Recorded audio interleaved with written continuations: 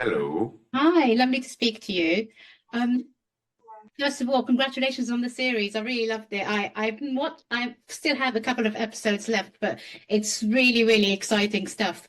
I'm going to start with you, Amira. Your character is someone who on the surface looks like she just follows orders or she's happy to please, but she has ambitions a lot higher than what you first see. Can you talk me through that character, please? I think in a way she's quite complex because she starts off being a muse. And I think being a muse is an uncomfortable situation to be in. But at the same time, she's grateful because when you're a muse, you're indebted to the person who's created you, to your creator, to your Pygmalion, right? So there is something about her that is extremely grateful, but also she's in an uncomfortable position because she doesn't have a very definite role and she's dying for something definitive. She's away like Vincent Ledu's wife, surrogate wife, girlfriend, sister, best friend, advisor, tells him what's right and what's wrong and what she thinks is going on outside. You know, he sends her out to spy, to see, come back with fresh news. But at the same time, she has to save the house. So there is this inner frustration that's pent up in her, I think, and that we will see as the series develops. It's always interesting to play frustrated people.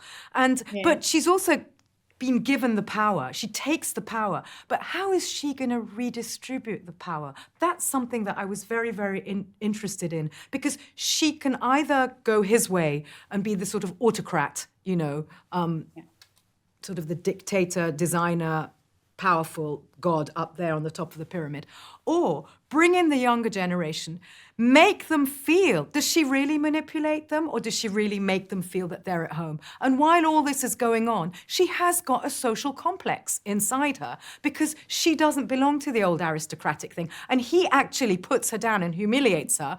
You know, the one person who really holds it together, and he tells her that she comes from a fish and chip shop and she smells of, of oil, of grease when he met her, and that she was called Tracy, So there is this that's going on, which is all interesting. And it's always interesting to play a character who's got a social complex. And then I'll hand it to you. So there's a lot going on. And there's the love story. And there's the thing with the body. There's the thing of an aging body. She's been a model. She was the muse. And how does she deal with that body? And the young generation wants her to exploit her body the way she is.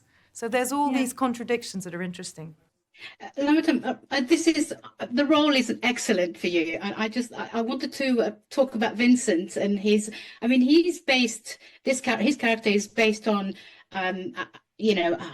let's say other well-known couturier who have found themselves in the same situation, perhaps not to the same extent. How do you work with that kind of character to make him sympathetic as well as a little bit more sort of not likable?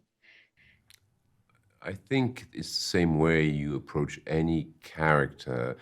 As an actor, our mission is always, that's what I was told at the drama school, you have to defend your character, because that's what we do in life.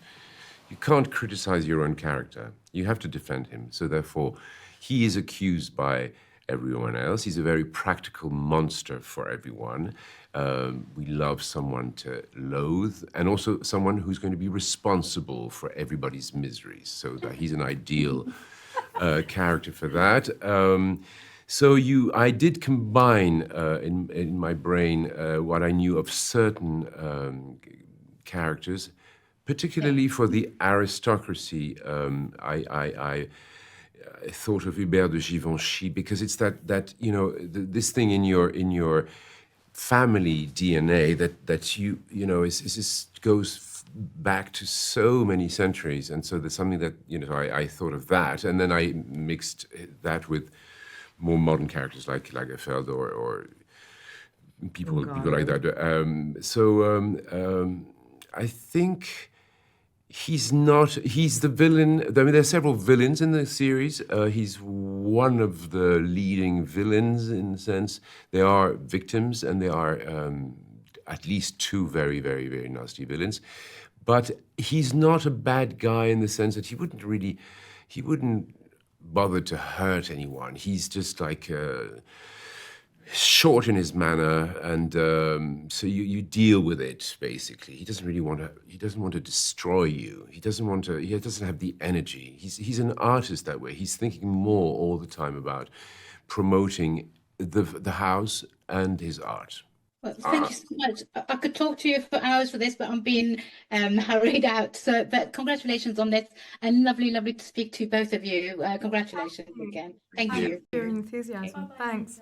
Ladies and gentlemen, you're watching Hey You Guys! Hey, you guys! Hey, you guys! Hey, that's what they all say. Hey, you guys! Hey, you guys!